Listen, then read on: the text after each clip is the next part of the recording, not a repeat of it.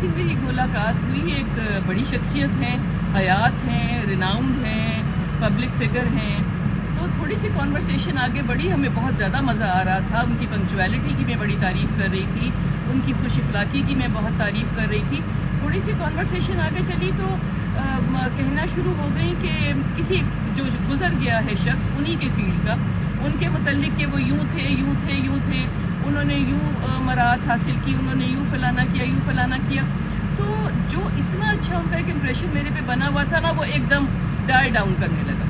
तो मैं ये सोच रही थी कि एक ज़िंदा इंसान जो मकबूल भी है और एक मकबूल इंसान जो गुज़र गया है, क्या उसको बयान करके भी हम समझ रहे हैं कि हम ज़्यादा मकबूल हो रहे हैं गुज़रे हुए लोगों पे या ज़िंदा लोगों पे? अगर आपको कहीं वो नुकसान नहीं पहुंचा रहे पर्सनली, तो बहुत सी ऐसी बातें जो आपके और उनके दरमियान हैं, ना ज़िक्र करें, ना लोगों तक पहुंचाएं, ना लोगों की इन्फॉर्मेशन में इजाफ़ा करें, जिनसे गुज़रे हुए लोगों पे के ऊपर ज़िक्र करने से आपको गुनाह भी मिले, और जो उनके लवाहिकीन, जो उनके प्यारे, जो उनको पसंद करने वाले मौजूद हैं, वो आपको भी बुरा भला कहें और गमगीन भी हों।